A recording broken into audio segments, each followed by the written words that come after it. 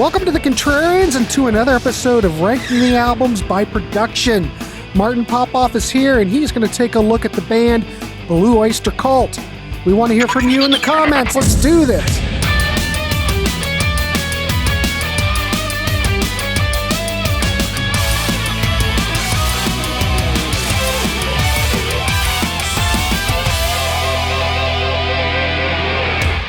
Which Blue Oyster Cult albums sound like crap? You're going to learn that here. Here we are in the Contrarians with another kind of solo show. I've been enjoying doing these, ranking the catalog by production situation. So I'm going to rank all the Blue Oyster Cult albums by production quality, by sound quality. You know, there's a whole extra show. I'm getting a lot of flack sometimes when people are disagreeing with me on this stuff, say, oh, there's a lot more to production than to sound. And there might be a whole show where we can talk about what what a producer really does versus an engineer, what some producers do. Some producers are producer-engineer producers, blah, blah, blah. Let's not go into that here because that's maybe a whole different show. But I may get into some of those themes as we go along here. Probably not. Probably really I'm going to try stick to the idea of production being sound quality, where things fit in the mix, how much bass, how much treble there is, all that good stuff. I mean, that some people might ascribe to if they're going to argue with me and say, oh, that's up to the engineer or whatever, but it's up to both of them. It's up to everybody to be responsible for all that stuff. So anyways, the Blue Oyster Cult catalog, let's go here. You know, Blue Oyster Cult is one of my favorite bands. I've done a whole bunch of Blue Oyster Cult books. I can still supply the visual biography. My two Imaginos related books, which are my favorite books I've ever done. They are absolutely nuts. Flaming Telepaths and Perfect Water. I've got the panel book. I've got the regular book on the story of the band, Agents of Fortune. You can go to martinpopoff.com for all that stuff. Okay. Number 14, the worst sounding Blue Oyster Cult album is called Blue Oyster Cult. I don't think they get a particularly good sound for 1972. There are already some bands getting kind of better sounds. They don't think like a heavy metal band, so they aren't really going for heavy production. I've done a whole episode. Was it podcast or was it Contrarians? I'm not sure, but we compared. I think Blue Oyster Cult and the Alice Cooper Group are the only bands that kind of sound like that, and both of them are kind of borrowing a little bit from the Doors. Maybe even the Grateful Dead. I think you get kind of a thin, weedy, mid-rangey, humorless, cold sound on Blue Oyster Cult. Number 13, I've got Secret Treaties, the third album of the black and white period. I don't think this is particularly great sounding either. Everybody raves about this record, thinks it's the greatest Blue Oyster Cult album. I think they're being diluted by how cool the song titles are, how cool the lyrics are. Take, for example, Dominance and Submission. You listen to that song and it just sounds like a garage band playing garage rock, right? I don't think it's that particularly, absolutely godly praiseworthy. And I think the production is kind of what hurts the band. Again, for 1974, this is right. I think you're really getting something that sounds pretty dated because you've already got Pink Floyd Dark Side of the Moon at this time. You've already got Montrose at this point, right? 1974 gives us Get Your Wings, which is a good sounding record, I think, even in comparison to this. 13 is that. Number 12, I've got Tyranny Mutation, the second album. I switched these two around a little bit. I just think you get a little bit more urgency. It's still very mid-rangey, but you are getting urgency from the sound here.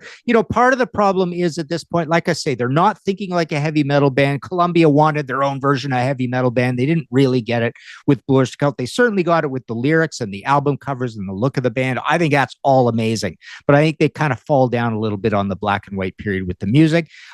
But down at the drum end of things, you've got Albert, and he's playing a little jazzy, a little trapsy, right? And I think you get that on all three of these albums. But I think Tyranny is possibly the best of these mid-rangey early ones. We move on to Agents of Fortune. So we're really all the early albums, right? So now we're up to 1976, the first in-color album. Famously, they went away. They all got like 4-track recorders, so they were writing separately and stuff. So it's a little bit disjointed, very, very different. They've grown. There's some amazing things on here. I love this record, right?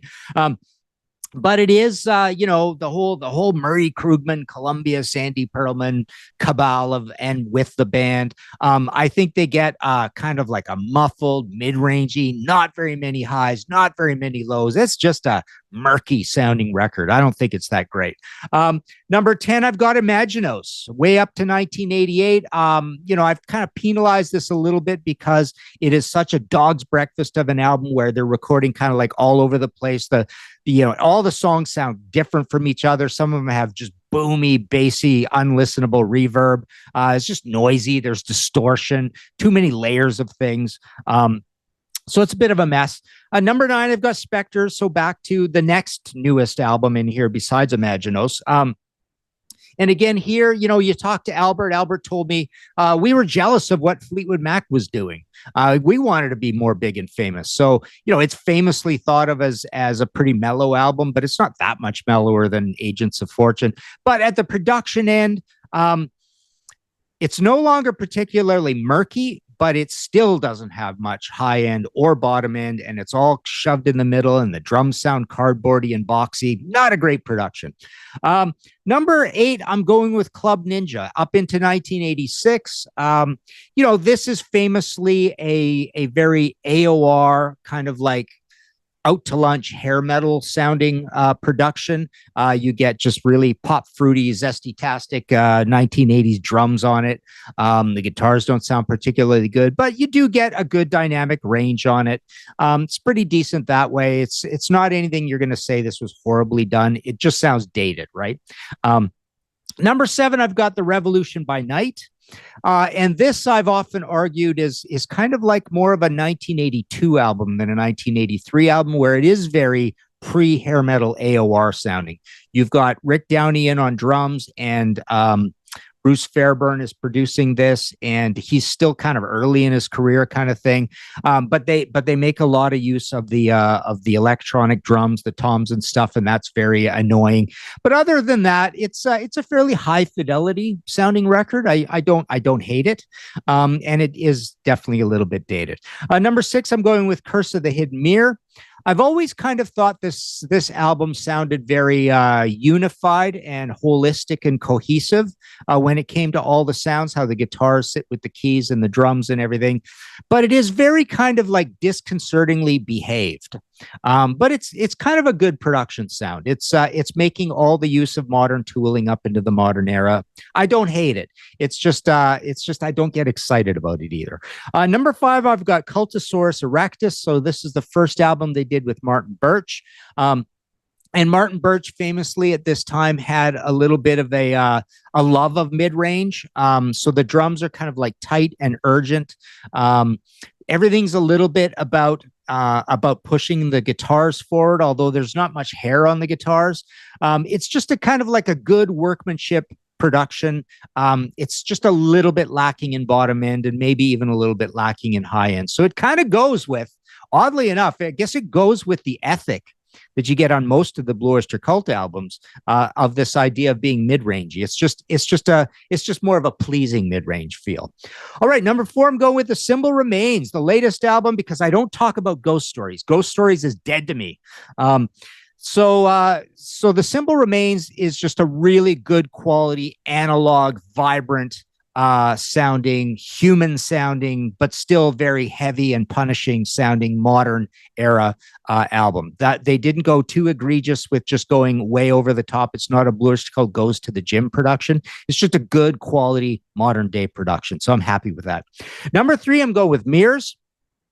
This is an album that famously gets put down a lot for being, again, mellow, but, is it any mellower than Spectres or Agents of Fortune? Not really. It's about exactly like those ones, 3/7 heavy. But Tom Werman gets an amazing sound on this. And I kind of rag on Tom Werman quite a bit because I don't think he did a good job for Cheap Trick or Ted Nugent. Did a good job for Motley Crue. But here, what he does is he gets absolutely crazy high fidelity out of Albert for the first time. I know Albert was really mad working with him because I think he felt like Tom overworked him, right? And I think Albert kind of needed that because I think you get a beautiful performance out of him here, and his drum sound is to die for throughout this. The acoustic guitars are amazing. Anytime it does get heavy, that sounds amazing. Tom does a great job with Alan Lanier. The vocals sit good in the mix. This is the band's first headphone quality production. Number 2, I went with Heaven Forbid. So here you do get a good crushing sound. Again, it's a modern production, but it's got a lot of strength and power to the bottom end. Bobby Rondinelli, right, on drums. It recorded really, really well.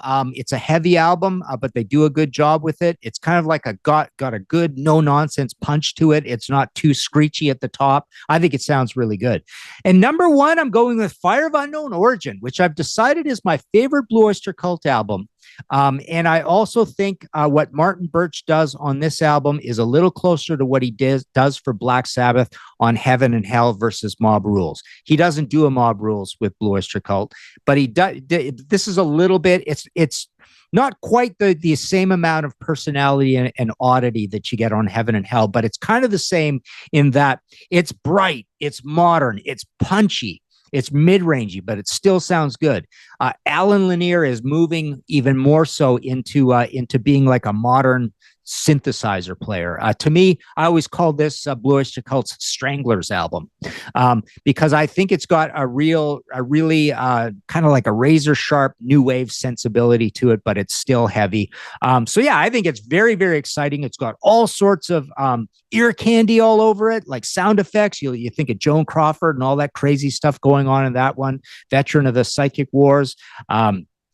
Heavy metal, Black and Silver, although it's not the greatest song, but he's got that feedback and stuff at the beginning. I think this just sounds amazing. I love After Dark on here. Burning for You sounds great. So yeah, it's got that kind of like frantic, I'm in a hurry. It's how would you describe it? The drum sound reminds me of Ian Pace on Whitesnake, Ready and Willing, which is also a Martin Birch production.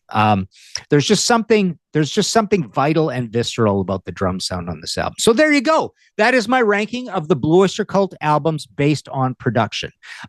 Let us know what you think in the comments below. You can go ahead and tell me, like you've been telling me in a lot of these, my ears are gone and I don't know what I'm talking about. And there's more to production than just sound quality and all that. But like I say, I agree. I agreed with the guy when he said that. And I said, that's got to be a show, at some point. Some point we'll do a show a little more based on that. But I'm using the tight definition here of production. So there you go, Blue Oyster Cult. MartinPopoff.com for all your book needs. I've written about 130 books. I got about 100 of them in print, and I've got an audio podcast, History in 5 Songs with Martin Popoff. Check out our other series here on Contrarians. We've got Who Invented Heavy Metal. We've got Reliving Old Reviews as a Useless Tool of Confusion. You can join our Patreon. That gets you onto our panel situation. So you can be on these shows with us just by becoming a Patreon and all that. And we've got merch as well. So there you go. Go listen to some Blue Oyster Cult. Go listen to some Mirrors, will ya?